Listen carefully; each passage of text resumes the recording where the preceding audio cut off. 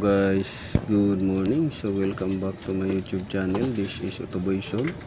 So magsishare ako ngayon guys kung bakit umiinit yung gulong natin sa sasakyan at bakit umiinit din yung rotor disc at bakit mabagal yung takbo ng sasakyan natin, pati na rin kung bakit tumutunog siya. So kagaya nito guys, stuck up yung rotor disc dahil kadalasan ng problema nito pagkatag-ulan. Lumalabas yung mga problema na ito guys pagkatag-ulan. Nag-stack up din yung slider bolt sa taas at nag-stack up din sa baba. So yan yung topic natin ngayon na i-share sa inyo. So sundan nyo guys yung video para magkaroon kayo ng kaalaman kung bakit umiinit yung gulong ninyo, umiinit yung rotor disc, walang preno, lusot yung preno, or minsan naman maingay yung preno. So this is Otoboy Sol. Enjoy watching. Sundan nyo lang guys yung video.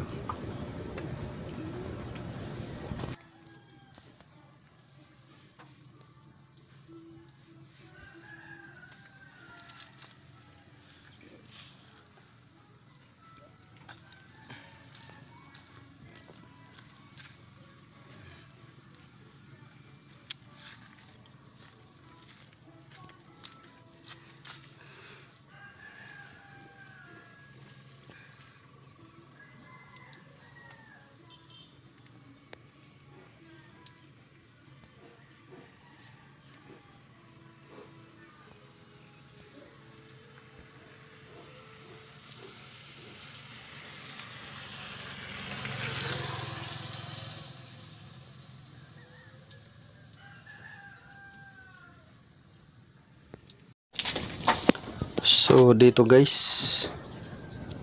explain ko sa inyo guys kung bakit nag-stack up yung mga preno natin.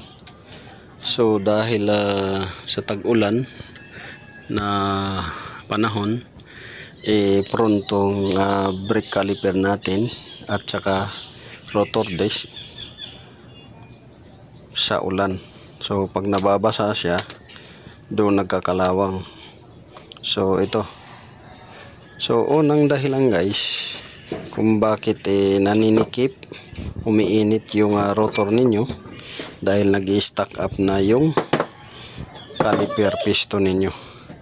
So kagaya niyan, napapansin nyo yan, yan, grabe yung kalawang nya. So yan, dahilan yan ng maulan na panahon. So dahil ang dashboard nito guys ay ito yung dashboard nya. Yan. So maliit lang yung dashboard nito. So nakaganyan yan. Dashboard nya.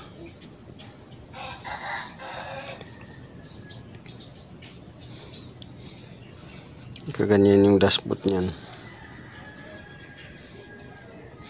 So dito may groove dyan, dalawa yan. Ito sa seal. Ito yung pinaka, ito sa seal yan. Itong sa labas, ito yung sa labi ng ano. So nakaganyan yan siya. So paglabas niyan guys, dahil naka-expose to, paglabas yan naka-expose ng konti. Pag nabasa yan, itong dashboard nya hindi kayang i-seal dyan or hindi niya kayang maproteksyonan para hindi papasok yung tubig. Nababasa talaga yan siya. So habang tumatagal, tuwing nababasa, nagbi-build up ng kalawang. Yan. Pag nabibuild up yan ng kalawang, ito minsan sisikip na yung piston caliper seal. Pagka sumikip nito guys, mag-stack up na yan. Hindi na tatakbo dito, hindi na ito gagalaw hanggang sa mapunit to, hanggang sa lulusot na yung preno ninyo. So ito yung minsan dahilan kung bakit lumulusot yung preno nyo, nawalan kayo ng preno dahil dito napunit na yung caliper seal nya. Sa stack up naman guys, ito Kaya nag-stack up dahil hindi kayang i-sealed ng dashboard yung portion na to dahil maiksi lang. Ngayon, pag nabasa, papasok yung tubig, magkakaroon ng kalawang. Sisikip ngayon yung piston sa ito, chamber niya.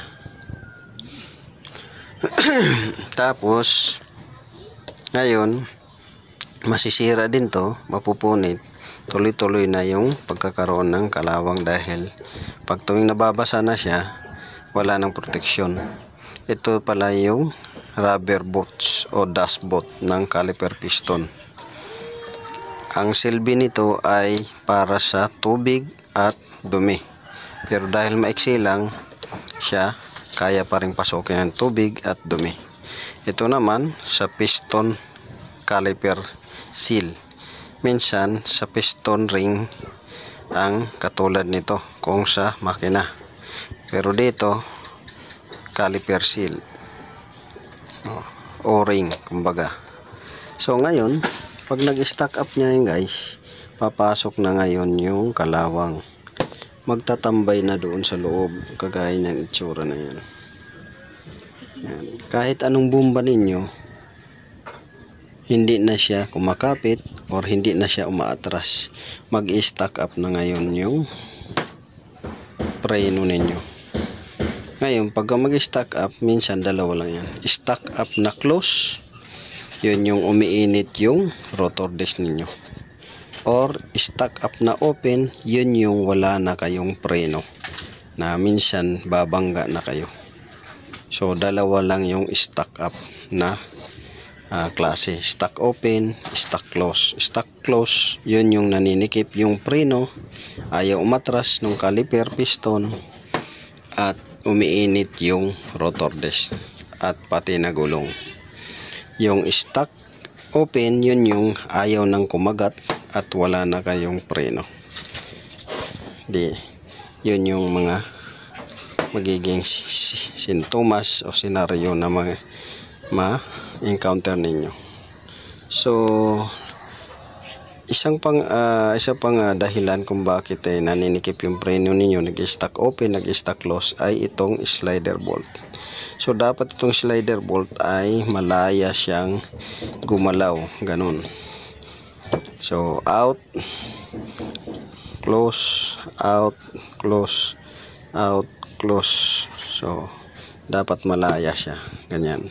So sa ito siya, hindi gaanong kailangan lang itong linisin dahil nag-build up na to ng kalawang. Yan. Dapat yan malaya yan na gagalaw. Bukod sa malaya gagalaw, dapat ito ay gumagalaw talaga. Hindi yung pag ganyan mo, stuck close lang siya. Pag ganyan mo, stuck open lang siya. Hindi na bumabalik, hindi rin tumutulak. So, kailangan linisan yan at lagyan ng grasa. So, yan yung isang dahilan kung bakit nag-stuck yung mga preno ninyo sa sasakyan ninyo. So, isa pang dahilan guys na ituturo ko sa inyo maliban dito sa mga binanggit ko ay itong brake pad. Yan, brake pad shim.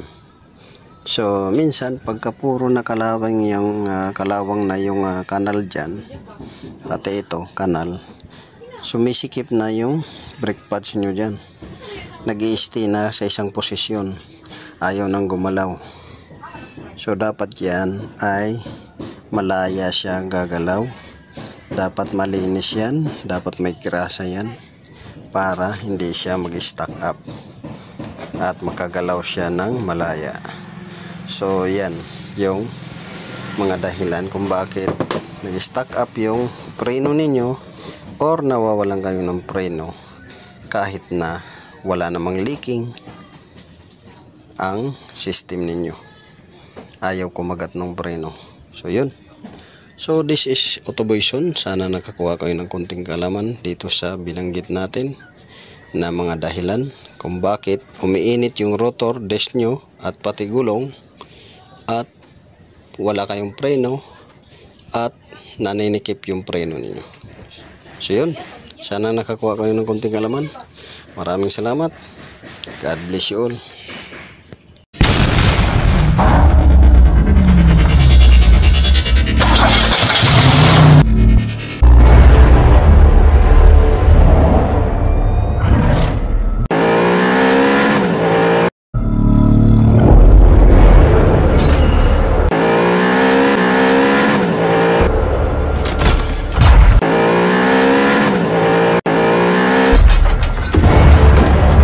Make